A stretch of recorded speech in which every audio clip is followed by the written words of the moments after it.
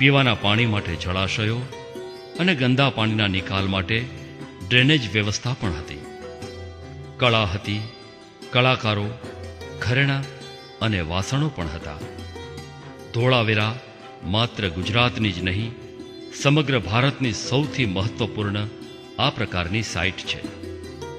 આ વિસ્તારમાં આવેલો કાળો ડુંગર કચ્છનું સૌથી ઊંચું શિખર છે અને તેની ઉપર ગુરુ દત્તાત્રેયનું મંદિર આવેલું છે. કાળા ડુંગરની ટોચ પરથી આસપાસના દ્રશ્યો જોઈ હૃદય ધબકારો ચૂકી જાય છે. કચ્છના આ પશ્ચિમ વિસ્તારમાં તમને અનેક ભૂંગા જોવા મળે છે. વાતાવરણની વિષમતાઓથી બચવા માટે આ વિશિષ્ટ ઘરની રચના અકસીર ગણાય છે. તેમાં શિયાળામાં વધુ પડતી ઠંડી નથી લાગતી અને ઉનાળામાં બહુ ગરમી નથી થતી. કચ્છનું હેડક્વાર્ટર ગણાય છે ભુજ. એક સમયે અનેક અદ્ભુત સ્થાપત્યો ધરાવતા આ શહેરના મોટા ભાગના આવા બાંધકામો હવે ખતમ થઈ ચૂક્યા છે. પણ ભુજથી ફક્ત 8 કિલોમીટર દૂર આવેલા ઉજોડીમાં કચ્છની ધબકતી રસાળ સંસ્કૃતિનો પરિચય મળી જાય છે. આશાપુરા ગ્રુપ ઓફ ઇન્ડસ્ટ્રીઝ દ્વારા નિર્મિત અહીંનો હીરાલક્ષ્મી મેમોરિયલ ક્રાફ્ટ પાર્ક પણ એક દર્શનીય સ્થળ છે. આ પાર્ક કચ્છના હસ્તકલાના કારીગરો અને ગ્રાહકો વચ્ચે માત્ર એક સેતુનું કામ કરે છે. અહીં આખા કચ્છમાંથી કલાકારો આવે છે, ચીજ વસ્તુઓ બનાવે છે અને તેનું વેચાણ કરે છે. વેચાણની સંપૂર્ણ રકમ કારીગરને ફાળે જાય છે. દરેક કલાકારને તક મળે એ માટે દર મહિને અલગ અલગ કલાકારોને બોલાવવામાં આવે છે. તેમની રહેવા, જમવાની સગવડ અને સ્ટાઇપન્ડની વ્યવસ્થા પણ પાર્ક દ્વારા થાય છે. અહીં તમને કચ્છની હસ્તકળાના નમૂનાઓ જોવા મળે છે અને અનેક લોકકળાઓના પણ જોવા મળે છે. ભુજથી અમે પ્રયાણ કરીએ છીએ અંજાર તરફ. અહીંની જેસલ તોરલની સમાધિ સાથે અનેક કથાઓ, દંતકથાઓ જોડાયેલી છે. ગાંધીધામ નજીક આવેલા આદિપુરમાં ગાંધીજીની સમાધિ છે.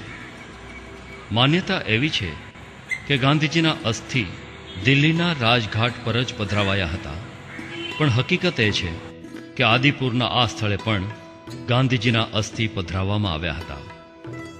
ગાંધીધામની સ્થાપનામાં ગાંધીજીએ સિંધીઓને કરેલી મદદનું ઋણ એટલું બધું હતું કે આચાર્ય કૃપલાની પોતાના માથા ઉપર ઊંચકી ગાંધીજીના અસ્થિ અહીં લાવ્યા હતા.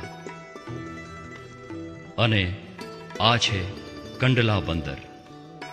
ભાગલા પછી કરાચીના વિકલ્પ રૂપે વિકસાવાયેલું આ પોર્ટ ભારતના સર્વોત્તમ અને સૌથી મોટા બંદરોમાં સ્થાન પામે છે. કચ્છ એટલે માત્ર લોક સંસ્કૃતિ નહીં, પરંતુ સંસ્કૃતિ, સરસ્વતી અને લક્ષ્મીનો ત્રિવેણી સંગમ. પોરબંદરથી ફક્ત 28 કિલોમીટરના અંતર પર છે જામનગર જિલ્લાનું હાથલા, શનિ મહારાજનું જન્મસ્થાન. સૌરાષ્ટ્રમાં આવેલું હાથલાનું આ શનિધામ ભારતભરમાં સૌથી પ્રાચીન શનિ સ્થળ છે. મહારાષ્ટ્રનું શિંગણાપુર કે રાજસ્થાનનું કરપાસન શનિધામ 12મી સદી પછી અસ્તિત્વમાં આવ્યા, પરંતુ હાથલાના આ શનિધામની સ્થાપના 7મી સદીમાં થઈ હોવાના પ્રમાણો મળે છે. કહેવાય છે કે મુદ્દગલ ઋષિની ભક્તિથી શનિ મહારાજ અહીં હાથી ઉપર સવાર થઈ પધાર્યા હતા અને તેથી આ સ્થળનું નામ પડ્યું હસ્તિન સ્થળ. કાળક્રમે અપભ્રંશ થઈને તેનું નામ હાથલા પડ્યું. હાથલાનો અર્થ થાય છે જ્યાં શનિ મહારાજ હાથી પર બિરાજમાન છે એવું સ્થળ. આદિ ગ્રંથો કહે છે કે શનિ જ્યારે હાથી પર બિરાજમાન હોય ત્યારે સુખ, શાંતિ, બંધુત્વ, સંપત્તિ પ્રદાન કરે છે. પનોતી દૂર કરવા આ સ્થળને ધાર્મિક દ્રષ્ટિએ શ્રેષ્ઠતમ માનવામાં આવે છે. સૌરાષ્ટ્રને કેટલાક વિદ્વાનો શનિનો પ્રાંત ગણે છે. હાથલાની નજીક આવેલા બરડા ડુંગરને શનિની ભૂમિ ગણવામાં આવે છે, તેમનું રહેઠાણ માનવામાં આવે છે. અહીં કાળી જમીન, કાળા પથ્થર, કાળા પશુઓ, કાળા પક્ષીઓ અને કાળા વાળવાળા સ્ત્રી પુરુષોનું વર્ચસ્વ છે. બરડાનો આ ડુંગર તેની ભીતર અનેક ધર્મસ્થાનો તથા પ્રાકૃતિક ખજાનાઓ છુપાવી અડીખમ ઊભો છે. અહીં જ આવેલો છે બરડા વન્ય પ્રાણી અભયારણ્ય. દીપડા, હરણ, જંગલી સુવર જેવા વન્યજીવો ધરાવતા આ અભયારણ્યમાં ક્યારેક સિંહ પણ આવી પહોંચે છે અને કોઈ વખત કીડીખાવ જેવું નષ્ટપ્રાય પ્રાણી પણ જોવા મળે છે. પક્ષીઓમાં જેમને રસ હોય એમના માટે બરડાનું આ અભયારણ્ય સ્વર્ગ લેખાય છે. બરડાની ગોદમાં આવેલું કિલ્લેશ્વર એક અપ્રતિમ સુંદરતા ધરાવતું સ્થળ છે. કિલ્લેશ્વરની વિશિષ્ટતા એ છે કે અહીં પહોંચવું ખૂબ કઠિન હોવાથી આ સ્થળની સુંદરતા હજુ પણ યથાવત જળવાઈ રહી છે. ઘટાદાર વૃક્ષોની મધ્યમાં આવેલું આ શિવાલય દ્વારકા કરતાં પણ પ્રાચીન હોવાનું માનવામાં આવે છે. કહેવાય છે કે જરાસંઘ સાથેનું 18મું યુદ્ધ ટાળવા સ્વયં શ્રી કૃષ્ણ પ્રજા સાથે અહીં અજ્ઞાતવાસમાં રહ્યા હતા.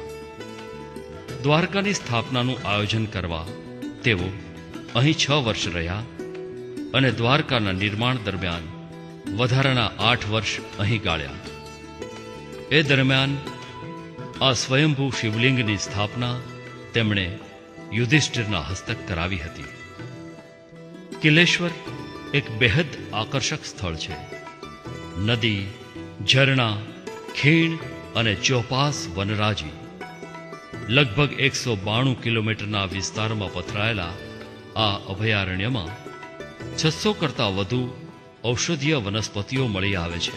ત્રિકમરાય બાપુના વિસ્તાર ગણાતા આ અભયારણ્યમાં એમનું અલૌકિક મંદિર જંગલના કપૂરડી નાકા દરવાજે જ આવેલું છે. આ અભયારણ્યમાં રબારીઓની અનોખી સંસ્કૃતિના દર્શન થાય છે અને એક આખી સંસ્કૃતિ મળી આવી છે બરડાના ઘુમલીમાં.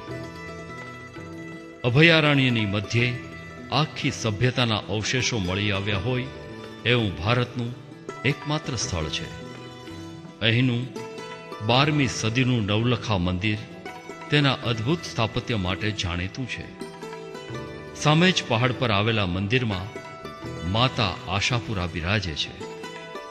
ભૂતકાળમાં કચ્છના બામણિયાજીએ ઘુમલી જીતી લીધું એ પછી તેણે અહીં કચ્છના કુળદેવી ગણાતા મા આશાપુરાની સ્થાપના કરી હતી. બરડા અભયારણ્યના અસલી સૌંદર્યનો અનુભવ કરવો હોય તો સપ્ટેમ્બરથી નવેમ્બર દરમિયાન અહીં આવવું જોઈએ. કિલ્લેશ્વરમાં આવેલા ઐતિહાસિક મહેલમાં વન વિભાગનું રેસ્ટ હાઉસ છે, જ્યાં